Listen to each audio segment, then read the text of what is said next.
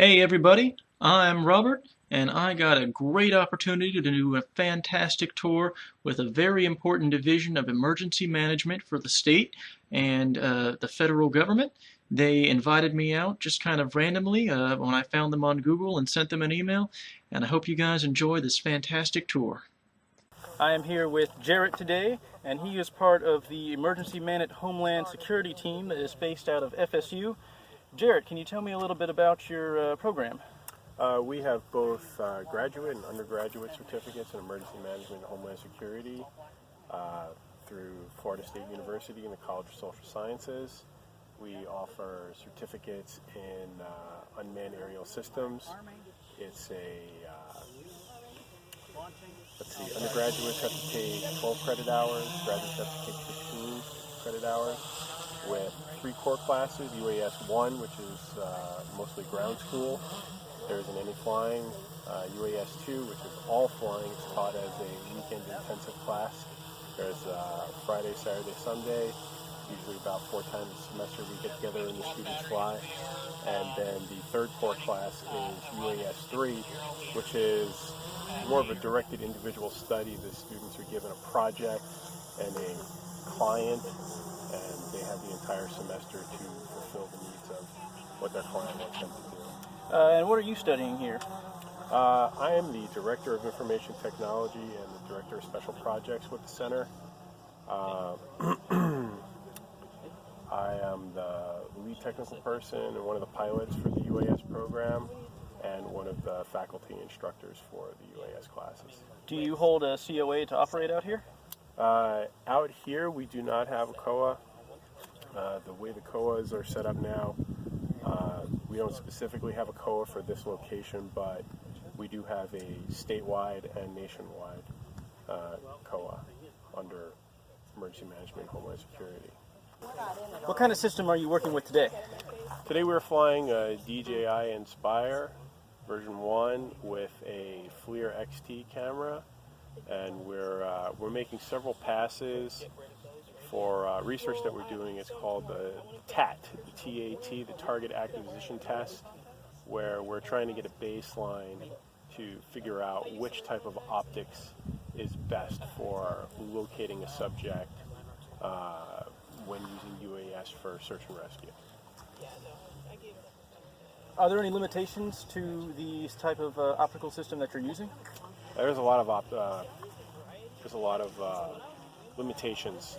We're limited by the amount of daylight that we have. We're limited by just the effectiveness of the individual who's going to be looking at these photos. It's really easy to spot something when you're at 45 meters or below, but that's not really a realistic altitude to be flying a quadcopter. If you need to cover a lot of area, the higher you are, the more effective it's going to be in order to be able to stitch photos together to make an orthomosaic photo of the area. The higher you are, the less number of photos you need to take. And considering these things only have about 15, 17 minutes worth of battery time, the faster you can get those photos taken, the quicker you're going to be able to generate those maps. And in times of emergencies, speed that you're able to accomplish these things is very important. And now I understand as part of your research that you're doing today, you're trying to take optical images and see if a civilian or someone less skilled than yourself is able to recognize what the device is seeing. We're going to put this out to be analyzed by a wide spectrum of people. We're going to be asking just the average Joe to take a look and to let us know at what height, at what point, in what photos they're able to identify, even if there is a victim. And we're going to go all the way up to people who are specifically trained in aerial search and rescue, have them take a look at them as well. We're just trying to get a baseline for what level of experience a person needs to have in order to be able to effectively identify whether or not there's someone in the photo. Have you been able to determine if it's easier for an untrained person to use the IR versus pure optics camera to identify things on the ground? We have not yet. Just in talking with people, there's a very limited number of people that actually have experience using these IR cameras. They're very expensive, so you're not going to find a lot of people that have experience using them. We have talked to firefighters that use very similar equipment, these handheld units that they use when they go into fires or when they're searching in rubble piles to look for survivors, and those seem to be very effective, but you got to keep in mind you're talking about maybe 20-30 feet versus anywhere from 400 feet, because 400 feet is the highest we're allowed to fly, down to effectively I'd say about maybe 100 feet. And I hear you're operating at 112 meters today? We've flying 4 separate altitudes, 120 meters, essentially 400 feet, that's the highest we're allowed to fly legally. Then down to 90 at 60, and then at 45 meters. DJI. This is the DJI Inspire. It is a very expensive VTOL quadcopter. What kind of camera mount does it have? It has a Zenuse X3 optical camera mount with attached to a gimbal, which offers optical recording as well as IR recording. And as he just pointed out, the gimbal right there with a 360-degree rotation. Change it out. In it, and that's the battery. Wind, depending on the wind, we will get anywhere from 15 to 17 minutes worth of flight time out of it. Now I saw it had a hydraulic that let it rise off the ground. How is that more efficient than just always having it a fixed frame like this? It doesn't really have anything to do with efficiency. It has to do with getting the propellers out of the range, the field of view of the camera. So the camera does, it's not necessarily a 360 camera. It will go 360 around, but it won't keep going. Once you reach a certain point, it's going to have to come all the way back around to refocus. But because of that, and the way the landing gear is situated, once it takes off, this is going to rotate all the way up. It's got a screw. What kind of pre-flight checks do you have to do with this system? We go through a whole pre-flight checklist. So this is something that we've created on our own, basically from trial and errors. It covers all your briefings, settings in DJI Go, which is the primary app that we use. And we run through that prior to each flight so that we're prepared to make sure everything is aligned. Do you also run full mechanical checks to make sure it's all working before you Yeah, that's get part it of off? our pre-flight checklist. We walk through it. We will actually go through, touch everything, your props, your booms, your airframe, inspect everything, and then once we get it launched, we have another quick just flight controls check before we start actually running our missions. As they are conducting, the UAS is flying a prearranged waypoint to the south, turning and looking at Jared out in the field, and they are using different sensors to test how well he can be seen from the air as he gets closer or farther away. We are currently going through the pre-flight checklist, making sure all mechanical components are intact and working. No, that's the FLIR. Yep, yeah. All right, aircraft is nominal. Tablets are charged, check. Controllers are in P mode. Yes. All right, throttle's neutral. Power coming on. Neutral. Power. Power coming on. It's only used for a very specific situation. But you're charging for the situation. Launching. Always fire Mike if we need another one. As the DJI takes off, it is initially under manual control. They set it to hover while they get their final waypoint set on their iPad screen that they also control the drone from. As you can see a little bit in the corner right there of the little box that houses the iPad.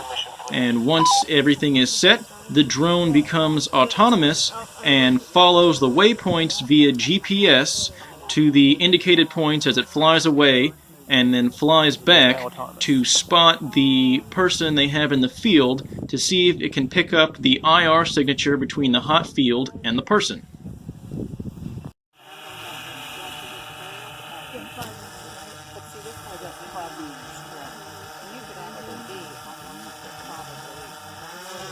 I got climbing. Bird is climbing altitude. What's your altitude? It's going to 112. Can't get it any higher. Bird is on return flight. Landing gear's coming down. Manually extending landing gear. Yeah, it will.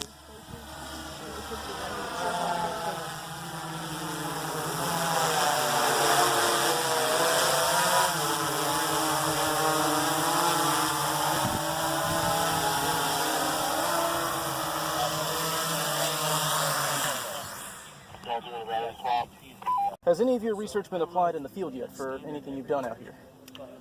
Yeah, some of the things that we've done have been applied in the field. I'm trying to think right now. We've come up with several techniques for looking into buildings, windows that have been smashed out,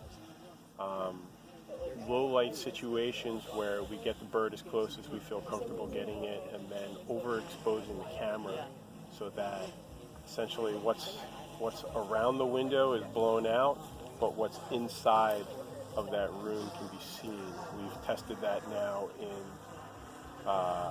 3 separate locations. We've done that at the Fire College, the Florida State Fire College in Ocala. They have a burn building where we've set up dummies and we put an 8.5 by 11 sheet of paper with a letter on it inside the building. Flew the drone up. We were able to overexpose and identify what letter was on the dummy. We also used that method in Lakeland at a Task Force 4 exercise. We didn't have a dummy in there, but we were able to see in, and with one of the team leaders from the fire department looking over our shoulder, they were able to ascertain there wasn't anyone in the room and do an initial clear of the room. They're still going to send someone in to double check, but at least they know there isn't some emergent situation where they know they have a victim in there. And the third place we used that technique was, can't remember where the third place was, but we've used it 3 times now. Never in a real world situation. It's all been training exercises. So how long has the EMHS branch of FSU been operating? Is it fairly new? EMHS has been around for about 15 years now. The drone program has been around for, we've been flying for 5 or 6 years. The actual academic classes we've been teaching, we've only been doing about 3 years now. Do you know how many students you've cycled through? Or any rough guesstimate? Students that have actually completed all the core and elective classes and received a certificate, I'm going to say less than a dozen. Now, when you say have actually completed everything, do you get a lot of dropouts? They come in thinking that, oh, it's going to be just playing with drones, and then they realize how serious it is and they fall out? We get a lot of students who take our classes because they really like our instructors. They've taken our traditional emergency management, homeland security classes, and then they see the drone stuff and they think this is cool. And they'll use those classes as electives towards their EMHS certificate, not necessarily wanting to get the certificate in unmanned aircraft systems. That's probably our fault for not doing such a good marketing job, but there seems to be a huge amount of interest in the students that take the UAS 1 class. We offer that both in the classroom and online. Some students aren't able to do the weekend intensive classes. They just can't dedicate that amount of time. So we get less students to do that, and then even less students that take the UAS 3 class. The DJI Inspire that they have been testing today. Jarrett, can you give me a little specifications about this drone? Yeah, sure. This is the DJI Inspire version 1. It's got a 3-axis gimbal optical camera here. This one does not do zoom. You can do a 2x digital zoom through the iPads that we fly with controller, but it is not an optical zoom. This uses a TB48 5700 milliamp battery. We get anywhere between 15 to 17 minutes of flight time out of this, depending on how high the wind is. Obviously, if it's fighting wind, it's going to significantly deplete your available flight time. The landing gear right now is down, but when you launch, the landing gear will automatically or via a switch on the controller rotate up so that the 360 gimbal is able to look around in all directions without any obstruction from the props or the landing gear. And it rotates via a screw inside the main body? That is correct. We have standard plastic factory DJI propellers on here. Is that 5-inch propellers? I'm not sure. I think they're longer than 5-inch. I'm really not sure. The model number is 1345T and 1345T CW. So this is the clockwise. I'm sorry, this is the clockwise and this is the counterclockwise. And what kind of motors does it use? Not sure. They're just the standard DJI motors that come on the Inspire. Traffic, no fact. The controller. This is actually the camera controller for the Inspire. The camera controller and the RC control are identical. It just depends on how you pair them when you're setting up the bird. This is our label that we put on here just so that we know which one is which. You got your power button here. You got your return to home button here. This switch here, up puts the landing gear up, down puts the landing gear down. After you get above a certain height, the landing gear will automatically come up. Once you get below a certain height, the landing gear will automatically come down. We're kind of control freaks, so we like to manually do that stuff, but there is a safety built in that's going to do it automatically. This is up is raise altitude, down is lower altitude. This is yaw left, yaw right. This makes the bird go forward. This makes the bird go back. This moves the bird to the right, or I'm sorry, if you go left, it moves the bird to the left. Move this way, it makes the bird move to the right. We got some other controls back here. Mode switch, P, A, and F. P is regular flight, A is auto, F is function. When we're flying autonomous missions where we've pre-programmed waypoints, we need to fly in F mode. This roller right here. So when you're in F mode, you can control the gimbal.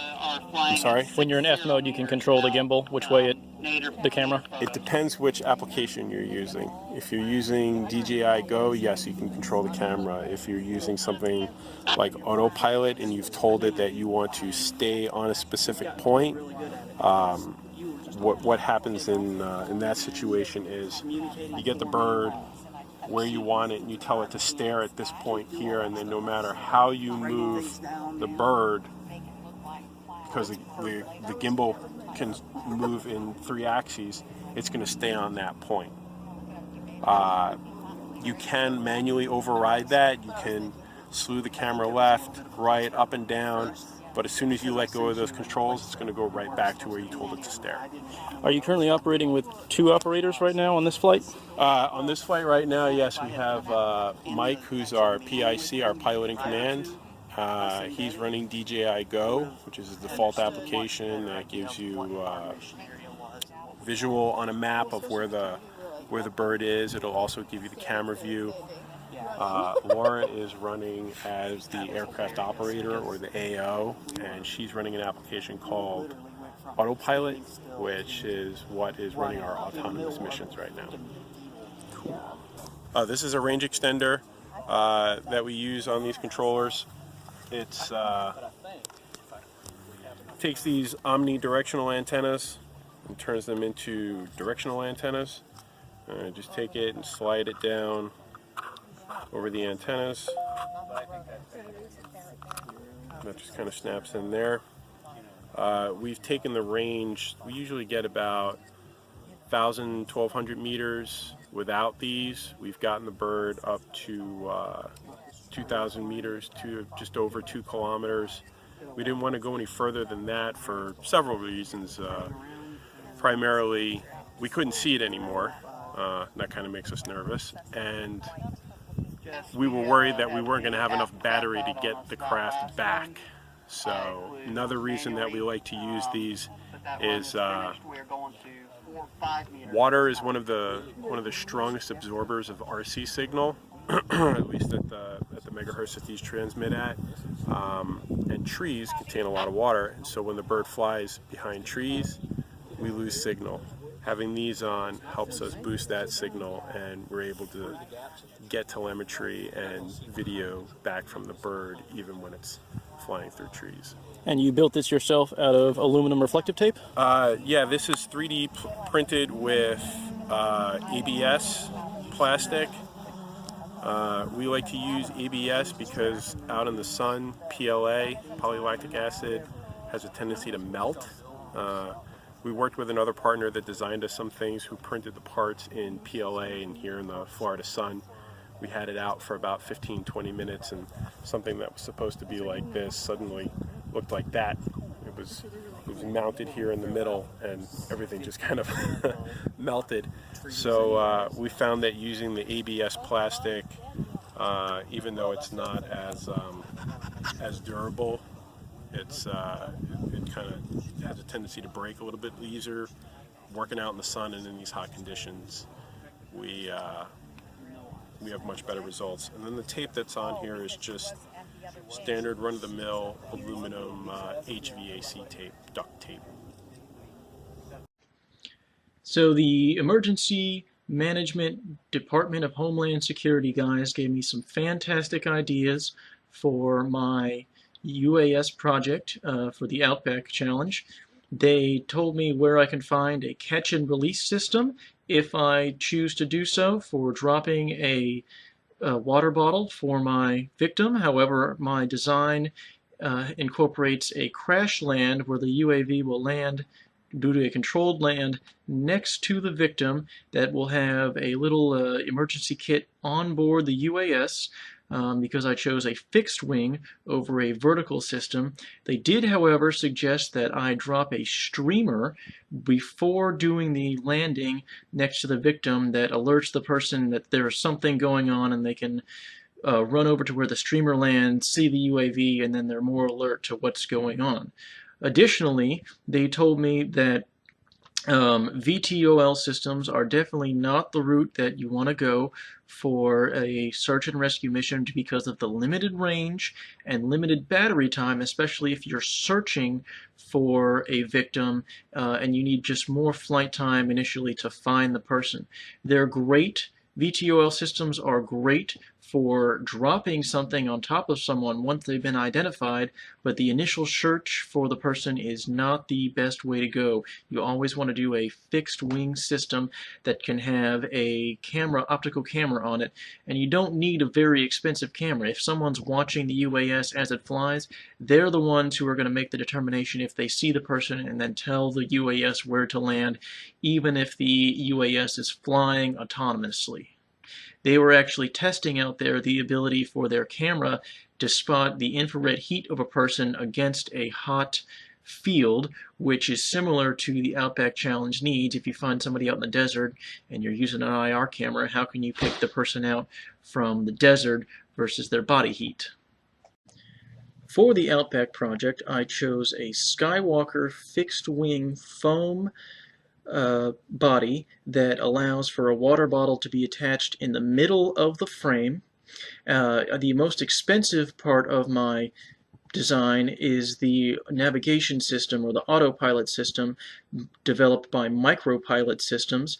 It has the ability to link via a laptop, and a person can just set waypoints for where they want the system to fly, and it will relay video data back to the laptop, and the person doesn't really have to control it. They can have pre-programmed things such as landings or takeoffs from a hand-thrown position, and this is very important for my design because rather than having a catch and release or carry and drop system for my design, my UAS is going to do a controlled crash landing next to the victim once it has been identified.